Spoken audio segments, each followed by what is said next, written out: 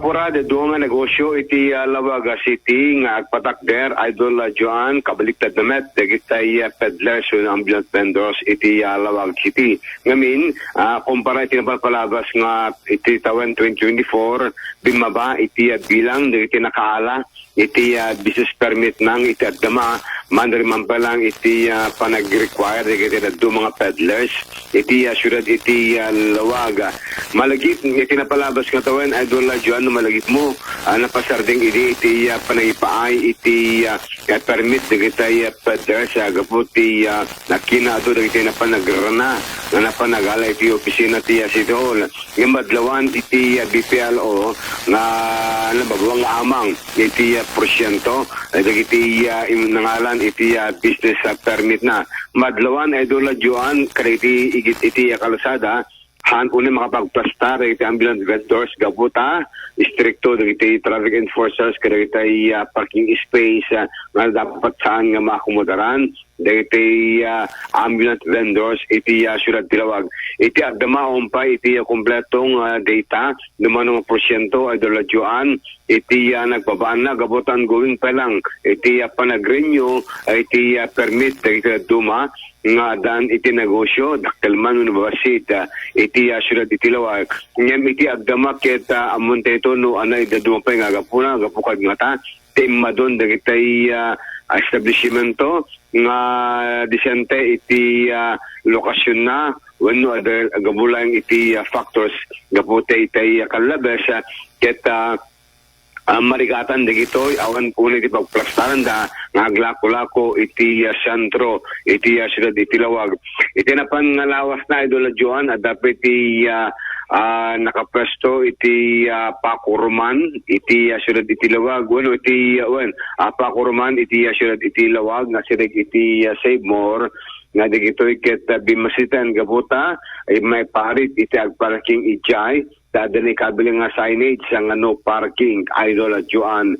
Kastamit iti lawlaw tiyandan tilang madlawang tayo iti malem iti lawlaw iti tiyandan adilo taga dagiti na panaglako-lako iti makmakan nga dagiti arakyan iti kaduan umili iti mismo nga sentro iti syudad iti Tilawag. So itagdama man naman palang tatay iti panag-renew dagiti naladaw nga nakaala iti business permit na iti syudad iti Tilawag. Ngem during iti pagurong pambansan nadlawan Idol Joan nakadado iti dagiti peddlers na nakaplastar iti sangwanan ti MSU College of Education nga iti agdama ket adalang sa gesa dagiti mapanaglako-lako kaniti nagdumanga pagadalan iti mismo nga sentro iti syudad ti Tilawag.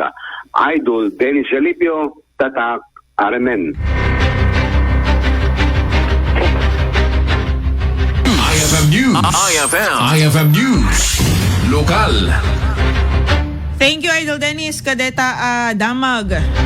Intaybaan ka ni Miss Antoinette Bareng, the head iti Business Permit and Licensing Office.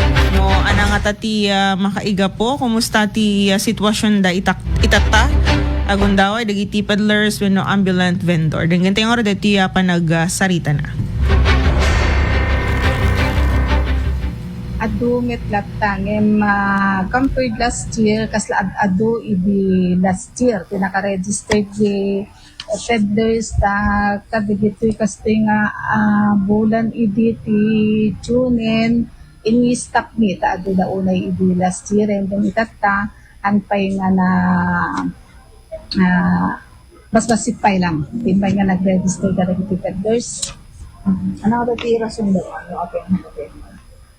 At damit siguro nagsardengin kas kumadagidi imay nga tagabigan idi last year is adda tagabigan nga may naglako idi kwa nga as peddlers ang damit ng imay tatan ket nasuro ka 15 and dagiti aglaklako ti dagiti buko shake kung gunana dagiti pinetyo madlaw ko nga nagsardeng na peddlers